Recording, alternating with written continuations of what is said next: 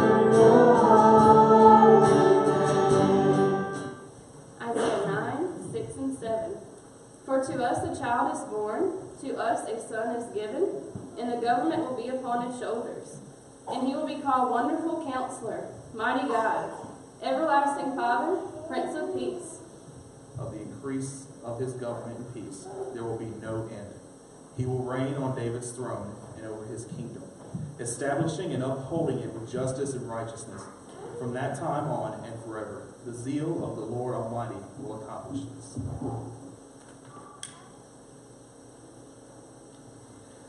Pull it out.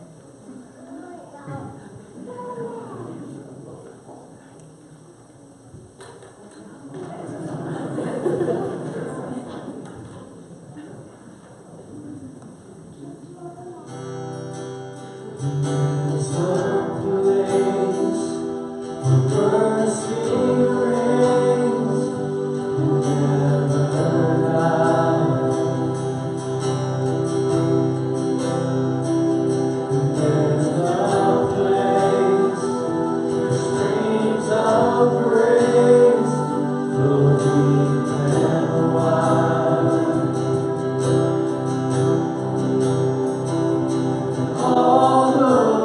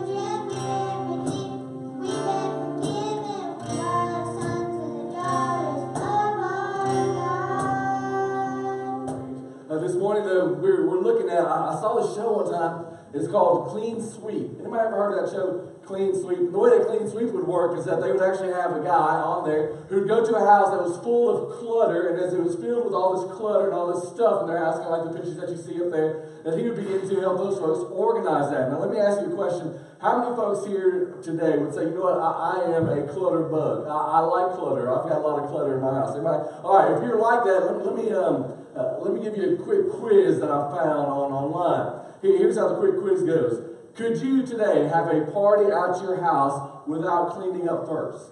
Anybody? All right. If your answer is no, then you maybe have some clutter issues. Here's the second one. Do all of your clothes fit into your closet? Yeah, okay. I hear a lot of no's so far. What about this third one? Without looking, do you know where to find stuff like your car keys, your unpaid bills, or your insurance policies without looking? All right. So some of you may get a little closer here. Let me get a little bit closer to you at home. What is on your dining room table right now? All right, if we were just looking at what's on your dining room table, all right, let's go to do another one. How many magazines are in your house right now? All right, how about this one? If you had to change a light bulb, could you actually find one in your house? Could you find a light bulb? Here's the next one. Are all of your DVDs and CDs in their sleeves? we got some clutter issues right along this little section there. Here's the next one. Are your kids' toys anywhere but in their designated rooms or their play areas? All right, hear about this one. Are there any dirty dishes in your sink? How about this one? Are there dirty clothes anywhere but in the hamper? Okay, I see some folks who are really type A like myself, and other folks, y'all throw stuff everywhere. How about this one? Are there any out-of-date medications in your medicine chest? Next one, are bills paid and papers filed away after you need to take care of them? All right. And here's the next one. Do you have any unopened messages or emails on your phone or in on your computer? I actually saw somebody the other day, they had like 32 unopened text messages. I'm like, how in the world did you not have, that just like, it bothers me to, I actually have my emails less than 100 right now. I'm at like 32 unopened emails, and I know exactly where they are. But some of us, we realize that our lives are kind of filled with clutter. Out of those 15 questions or so, some of you kind of feel like this guy. You are entangled by all the stuff that you have in your life. You have all these things that are just overflowing. Let's admit it, because some of y'all may need like a little AA meeting here today, but it's Clutter Anonymous. Any folks here today would say, I've got some clutter issues in my life, all right? Or you can point at the person next to you if you could say that they're the ones that have those clutter issues. The reality is we oftentimes have clutter issues, but not only like on a practical level in your homes, but even in our souls. Even in our lives, where we just begin to get these words: overwhelmed, worried, distracted by all the stuff that is going on in our lives. Sometimes we just have all of this stuff that just begins to overwhelm us. And sometimes we need to do like these trash bags allow us to do, just begin to get rid of some of the stuff that is burdening us, that is overwhelming our lives. You may have seen that show Hoarders. Anybody ever seen that show Hoarders? Where folks have all this stuff that they've gathered up in their lives, and it's silly in their lives, but all of a sudden they can't find anything that they really need because they have so much stuff. And so during this time of the year, I wanted to give a series of messages called Uncluttered.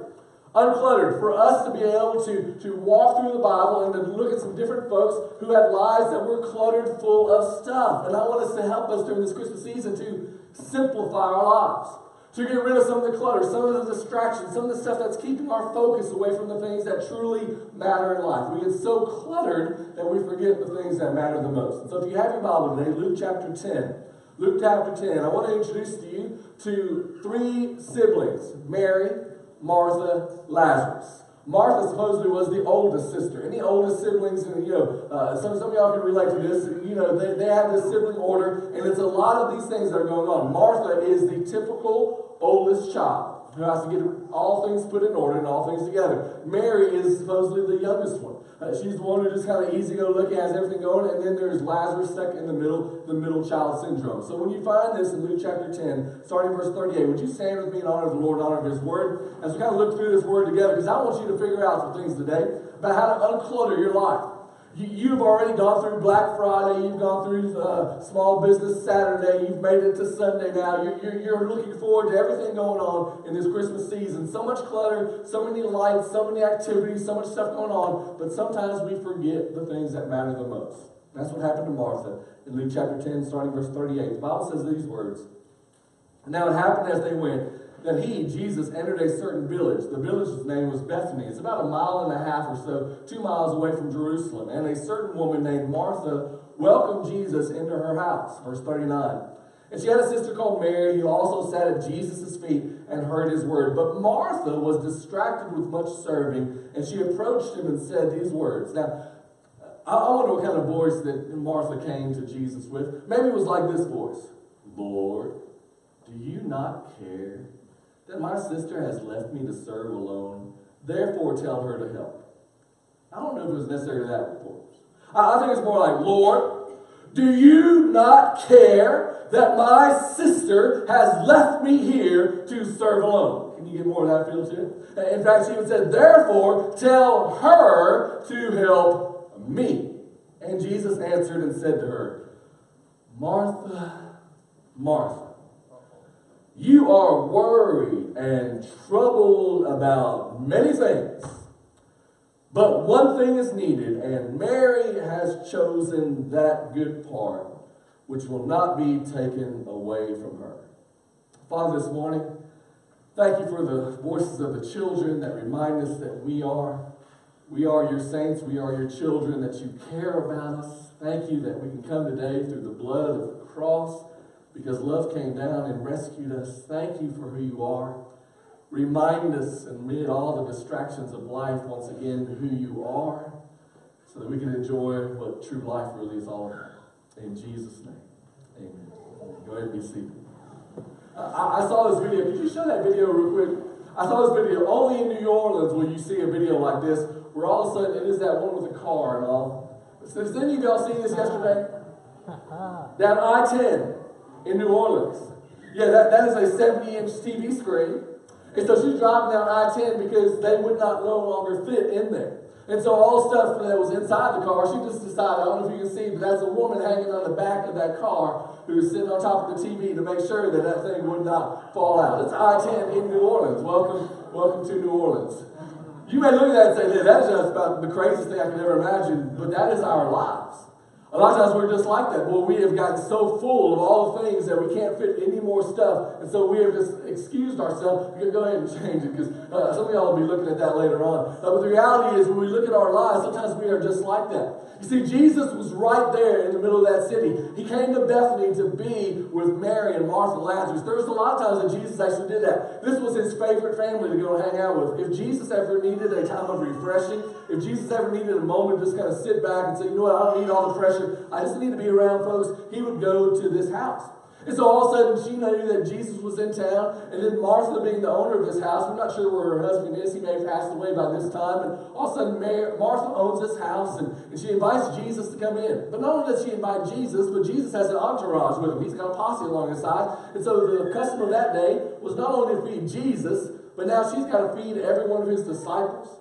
Peter, James, John, even, just all those guys that were among his disciples. She had to go and feed all those guys. And you can imagine being the firstborn, being the one who wants to be hospitable, being the one that wants to take care of stuff. And you know how some of you did during this past Thanksgiving. You're the one who has to organize. You're the one who has to get things in the oven and keep the time and all that kind of stuff. Well, Martha was extremely busy doing all that stuff. But while she was busy doing all that stuff and so distracted and so worried and so consumed by all that she had to do, she missed out on the fact that Jesus was right there in the middle of her house. That Jesus was her very present guest. And the reality is that a lot of us do that. Well, we have so much that's going on in our mind and in our heart and in our life, so many to-do lists and so many distractions and all that stuff that we actually miss out on Jesus. You can actually go through the Christmas season, the season that is all about Christ, and miss out on Jesus. Oh, you've got the presents, you've got the parties, you've got the things that you've got to get and all that. You've got all of those things that you got to take care of, but you can actually miss out on Jesus. And that happens to us all the time. We get so consumed by the things that are going on in our life. We get so distracted, so many burdens and so many worries, so many good things and so many bad things that are all going on during this Christmas season that we miss out on Jesus. Friends, listen to me. I don't want you to be like Martha when it comes to this. I don't want you to be like her where all of a sudden you go through the whole entire Christmas season and you just miss out on the reason for the season, which is Jesus Christ. You realize that there are gifts, but you forget about the giver. You realize that there are presents, but you forget about the very presence of God. You realize that the focus is on what he has done, but we lose sight of all that focus. And so I want to compare today, real quickly, these two sisters. How many of you have a younger sister? Any younger sisters? All right, can you believe what they're like? I've got a younger brother. I know what younger siblings can be like. You know, I know all those issues. And so here we want to compare all these younger brothers and older brothers, these younger siblings, sisters and older sisters. And all of a sudden, Mary, though, what we realize out of Mary's life is Mary lived a life that was uncluttered. It wasn't distracted. It was a simple life. It just had one focus, but Martha was one who had all of the clutter that life had to offer. Look in fact in verse 40. In verse 40, we see the beginning of where the Bible says that she had 3 D's. And, you know, usually if you make a D on your report card, that's not a really good thing. But she was distracted, disappointed, and she had to deal with stuff. So the first thing we see in verse 40 is that she was distracted. Verse 40, but Martha, the Bible says, Martha was distracted with much serving. That word distracted actually means to be pulled away. It means to be pulled apart. And you can see that in her life. And she is being pulled and stretched to the limit. She's being pulled apart. She was there, and you can imagine Martha. She's busy in the kitchen. Well, I've got Jesus, and I know his favorite meal is some dumplings, and I've got to take care of the disciples. And Peter always, he always opens his mouth and he says, "Well, I'd rather have it this way." And then you know what? Thomas is doubting whether or not I'm going to get done on time, and he's going through all those disciples that are there, and all those folks, and she's wanting to take care of everything. She had so much to do. You know what? You can actually. I can relate to this because I see my mother doing this all the time. During Thanksgiving, I actually had an opportunity to go and see Mama. Mama got to cook and stuff and make all the things. My younger brother was there, and my older brother was there too. But me being the favorite son, she was able to make all the stuff that her favorite son wanted. And so she took care of her more. But what I began to realize is that while we were enjoying the company, I'd look for my mom every once in a while, and she's in the kitchen. And I'm like, Mom, you need me to help you with anything? And, all that time that she got all those preparations made, she missed out on her favorite son.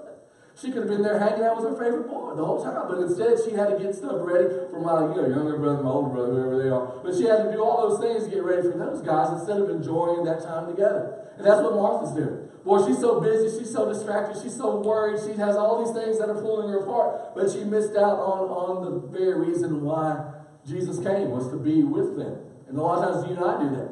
We get so distracted. Our mind is on 70,000 different things instead of focusing on what really matters. Not only was she distracted, but if you look at verse 40, she's also disappointed. Because in verse 40, we begin to see that she looks and she says these words. And I have a feeling that a lot of you have said these words to Jesus before as well. Lord, do you not care? Lord, do you not care? See, I don't know if she's making stew or whatever there in that kitchen, but boy, she was stewing. She had all this resentment building up. She had all this disappointment. She had all these things that were going on, and she began to do some things. She first of all began to blame her sister. Lord, don't you care that my sister's just sitting here? She's just sitting at your feet. Don't you care that she ought to be helping me? Don't you care that she's not doing what she could to help the older sister out? I'm trying to take care of all this stuff. Lord, don't you care about her? Look what she is doing. And not only does she blame her sister for leaving her all alone, but she begins to blame Jesus. Lord, do you not even care about what's going on in my life? Do you not even care? I heard somebody say that this is how you can get joy. You want joy during this Christmas season. That's coming up pretty soon. Peace is for today, but joy. Some people say that joy, the ready that you have J-O-Y. Joy is you focus on Jesus and then others and then yourself. J-O-Y. Jesus, others, yourself. You've got to make those your priorities. Jesus, others, yourself. And that is the way for you and I to find joy. The opposite way that she did, though, is that she focused first of all on Jesus, and then she began to blame Jesus for, Lord, do you not care about what's going on? Then she began to focus on others. She began to say, Lord, what about my sister? She doesn't even care what's going on. But the one that she never really focused on herself was herself. What about you? See, the reality is she not only was distracted, she not only was disappointed, but she was dealing with some of her own issues. Look what it says in verse 41 and 42. Out of all the things that Jesus could have responded to her, out of all the ways that he could have responded in this moment, did you notice what he first says? He looks at her in the middle of her disappointment and distraction, and he says these words in verse 41. He says, Martha, Martha. Now, I don't know about you, but have you ever been called your full name by your mama? Like where they just not only say your first name, whatever it might be, but they actually like bring in the middle name. Like for example, mine with my mama's German accent, she'd be like Markus Hartmut Rosa. Isn't that a beautiful name? Yeah, isn't that like what did he just say? I'll spell it to you later on. But that so my middle name is Hartmut. Good German name. I mean, that's just one of those, and it sounds really good when you're in Walmart. Your mother calls your name, not only like Marcus, but Marcus Hartmut. Get over here, whatever it might be. But here, Jesus looks at Martha, and not only says her name one time, but he says her name 2 times. Jesus never had to call your name twice. Double up to make sure you're paying attention. You really get you on that good side where it says, you know what? Martha, Martha. Dwayne. Can you imagine what Jesus saying? David. Stamper, I know it'd never be you, but Stamper. David. Annette. Can you just imagine the Lord just, John. The Lord just looking at you and, just calling your name, Dodie. Can you just imagine the Lord just like saying your name twice? Well, here he says it twice to Martha. He says, Martha. You, not Mary and not me, but you are worried and troubled about many things.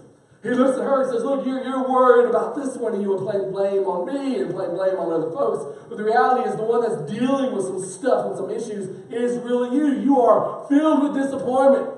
You are mad at Jesus. And some of you today, you are filled with disappointment. You are mad at Jesus. And you're afraid to admit that that's really what's going on. You're mad that God, things haven't worked out the way that they should have.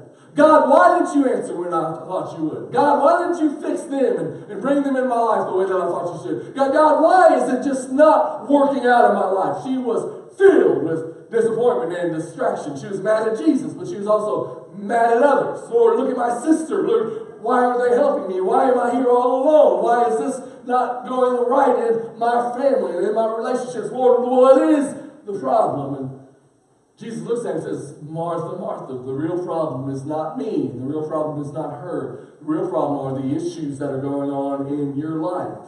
We can get mad at others and we get mad at Jesus, but sometimes the reality is the one that's got the real issues going on is you. It is your own distracted mind, your own worry, the clutter of life that has just begun to overwhelm you to where you can't see things clearly. You are just so overwhelmed. Verse 41, Jesus says, Martha, Martha, you are worried and troubled about many things. But look what it says in verse 42. But one thing is needed. For some of you today, one thing is needed. In the middle of your cluttered mind and your distracted soul and your worried heart, well, one thing is needed. And Jesus says Mary has chosen that good part which will not be taken away from her. I guarantee you, most of the stuff that you're stressing about, most stuff that you're worried about, most stuff that's cluttering your mind right now, are not things that will last forever. Those are not things that will just continue to go on and on and on. They are things that are here today and gone tomorrow. Think about all the stuff that you worried about last year. Some things happened, some things didn't, but some of those things just simply passed away. Some of those things are no longer an issue to you because you've moved on to new issues. Those things just went away. Jesus here looks at it and says, look, Mary has chosen what will not be taken away from her. Mary chose the good part. That word in the Greek actually means Mary chose the best portion. I was so thankful to get home and get some turkey. I like it.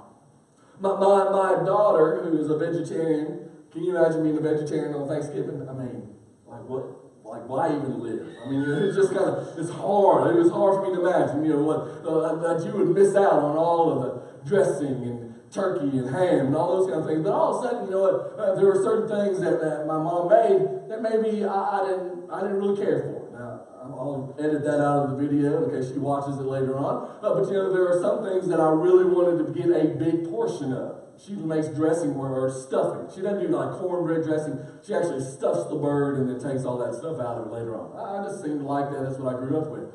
But those were the portions that I wanted. I slopped some gravy on top of that bad boy, get a little ham, a little turkey and stuff. And so I wanted to get those best portions. There were some things that I didn't necessarily care for, but I want to make sure that I get those good portions of the things that I really, really enjoy. Well, here's what Mary says. When Jesus looks at Mary, he says, look, Mary chose the best portion. She chose the things that were the best part of what Jesus was giving her. Not that what Martha was doing was bad. She was serving the Lord. She was out there trying to get things ready. That's a good thing. It is a good thing for you to be able to serve the Lord. You know what? If you want to figure out a way to just give to the Lord this coming Christmas season, you ought to serve Him. You ought to figure out ways to do like Martha did, just become more active in serving. Jesus didn't say that it was the bad thing. It just said that Mary chose the better thing. And the better thing was that for her was to choose to be with Jesus. Jesus was her first priority. Jesus was the focus of her life. During this Christmas season, what is your ultimate priority? What is the best part of your life? What is the thing that you need to focus on this Christmas season to simplify your life and get rid of some of that clutter? You know what's interesting to me? Every time you see Mary in the Bible, every time you see Mary in Scripture, you see her in one place. You see her at the feet of Jesus. Isn't that what you saw in verse 39? It said Mary, she had a sister called Mary who also sat at Jesus' feet and heard His word. Later on, you see in John chapter 12, verse 3, it says, then Mary took a pound of very costly perfume and she anointed the feet of Jesus and wiped His feet with her hair. Later on, you see that when Mary came, she saw where Jesus was in John 11:32, and she fell down at His feet saying, Lord, if you had only been here, my brother would not have died. What happens is every time you see Mary in the Scripture, every time you see her, she is there at the feet of Jesus. She was worshiping instead of worrying. She was praising instead of praying that God would just answer and get all those things right. She was there just at the feet of Jesus, listening to His word, wondering about what God wanted for her life, just focusing totally on Jesus. Her life was real simple. It wasn't cluttered with all the trash of her past. It wasn't cluttered with all the things that were going on. She wasn't distracted. She wasn't disappointed. She wasn't dealing with her own issues. All she wanted to do was just sit at the feet of Jesus and listen to His word and see who He was and get to know Him better. He was her very first priority. She wanted to live and love everything for Him. It's on your priority list. You know, some of these kids, they have their checklist of what they want for Christmas. You know, I want this, and I want that, and I want that, and I want those things. And some of you may have a Christmas list as well. You know, I'd like for them to get me this, I'd like for them to get me that. This is what I really need. But I wonder this Christmas season, would you say that's your first thing that you want, your ultimate priority, the thing that matters the most to you is just that Jesus is on your priority list? Where is he on your list of things to do? On your list of things to be, where is Jesus Christ in the middle of your life? Is he even on there? Or are you like Martha? You're so distracted this Christmas season. You're so disappointed that things aren't working out the way that you thought they should. You're so dealing with so many issues in yourself that you're blaming God and you're blaming others, but you're not dealing with the stuff that's really going on underneath the surface of your own life. I wonder if you're like Martha, or are you going to be like Mary? To have a Merry Christmas, you have to be like Mary was. She was right there, and she said, you know what? The greatest thing that I can do is just to be with Jesus. He is in this house. He is in my room, and I just want to be with him. And the problem was, because Martha wasn't spending time with Jesus, Martha began to run on empty. And when you run on empty, it's easy to blame God and to blame others because your own life is not filled. That is what she was dealing with, was an emptiness of her soul. And when you begin to lash out at God, then you ought to check your own soul. Where am I in my relationship to God? When you begin to lash out at others, where am I in my relationship to God? Is God filling me? Am I been sitting at his feet? Am I worshiping him? Or maybe it's the fact that, you know what, I have been so far away from God. She missed out on the best portion, which was Jesus Christ. Mary was being filled, but Martha was being empty. These trash bags, I'm going to encourage you to do something this week for homework. I'm going to encourage you to go to your house. And for some of you who say, you know what, I've got a lot of clutter. There are a lot of things. Maybe there's a lot of old clothes that I haven't worn. Then I'm going to encourage you to actually fill that stuff up with things that we can take with us. We're going to bring them to a place in need. And so if you have, some of these clothes that are in your house that you haven't worn in a year, the object is, if you haven't done those things, then just to get rid of those things that you're not actually using. And so you might be able to be a blessing by taking some of that clutter out of your house and being able to say, I want it to use to be a blessing for somebody else. But some of you need to take some of that clutter of shame of your past, of the things that are overwhelming your heart, of those things that are weighing you and wearing you down, and begin to just get rid of those things. And say, Lord, I offer it to you, I give it to you. But I also want to encourage you that some of you need to begin to sit at Jesus' feet. I want to encourage you to do this. 7-minute challenge. All throughout the rest of this time, all throughout the rest of this year. So I want to encourage you, I want to challenge you. Maybe some of you have not spent any time alone with God in a really long time. And I want to encourage you to say, you know what, I believe I could actually do 7 minutes a day where I just spend time with the Lord. I'm going to open his word. I'm going to try to say, Lord, speak to me. I'm going to open my Bible app, find a verse, whatever it is, and I'm going to say, Lord, I want to hear from you. I want you to speak to my heart, and Lord, I want to do whatever you tell me to do in these 7 minutes. It might be 70 minutes. It might be an hour, whatever it is in your life. But some of you need to just say, you know what, I haven't been doing this a long time. I'm just going to start with 7 minutes. I'm going to get rid of the trash and all the junk that's in my life, and I'm going to begin to say, you know what, for 7 minutes a day, I'm just going to worship God. For 7 minutes a day, I'm just going to sit at his feet. I'm going to do like Matthew chapter 6, verse 33 says, seek first the kingdom of God and his righteousness, and all these things shall be added to you as well. I'll close with this. There was a pastor who was sharing Christ with a businessman. The man owned a business. He was, a really influential person in the community, but all of a sudden he began to share Christ with this guy. And this guy began to have all these questions and wondered and worried. And so all of a sudden, this man actually came to a point in his life where he gave his life totally to Jesus Christ. He gave his life to Christ. He was baptized. And then he began to have all these questions, and he just wanted to begin to follow the Lord. Well, it so happened that one day he came up to the pastor and he said, Pastor, I've been trying to memorize God's word. I've been trying to spend time with God like you told me to do. And so I began to memorize God's word. And he said, look, I want to tell you what verse I memorized. It's Matthew chapter 6, verse 33. I began to memorize, seek first the kingdom of God and his righteousness, and all these other things shall be added to you as well. And the pastor's like, great, but are you just going to quote that? Or are you going to try to live that? Are you just going to quote it, or are you actually going to try to live it? And the guy's like, I'm not really sure how I can live that. How I can seek first God in everything. Well, I said, you know what about your business times? What about the way that you set your calendar? What about the way that you respond to people? What about your own family issues that you you have going on. I'm first in all of those things. So this man began to see God first in everything. Began to see God first in his business practices. Began to see God first in his family. He had a lot of issues with his wife that he had to really take care of and ask for forgiveness for and say, you know, I'm trying to seek God here. He had a lot of issues with his kids that he wasn't really with them as they grew older. And so he said, you know what, I want to get this right with my kids. I want to see God first in the middle of this. He began to repair those relationships. And as he began to repair those relationships, he began to attend men's Bible study. And these guys began to really just lay a lot of stuff on his heart and into his life. We'll be having a men's Bible study like on December 13th. I want to encourage you to come and join us for that. But this guy began to get involved in Bible study. His life was just changed. But all of a sudden, after he just had really committed his life to Christ, about 2 years later, he finds out that he has cancer. As he has cancer, it's severe lung cancer. It just begins to eat up his whole body. And as it begins to do that, the pastor goes and sees him in his hospital bed. And they begin to have a discussion. And this is what the guy says to his pastor. Right as he's at the end of his life, he looks at his pastor and says, Pastor, at least I got the last couple of years right, didn't I? At least I got the last couple of years right, didn't I? See, the reality is, this Christmas season, it is not too late for you to make a decision for Christ, to say, you know what, I'm going to trash all those things that don't belong in my life. I'm going to get rid of all those distractions and worry. I'm going to focus on the one thing that matters most, which is I'm going to seek God first in everything. And when we begin to seek God first in everything, we don't have to be like Martha, who's so worried and distracted and has so much stuff that's burdening her and just overwhelming her. But we can be like Mary and say, I just want to sit at his feet. I want to kneel before Jesus.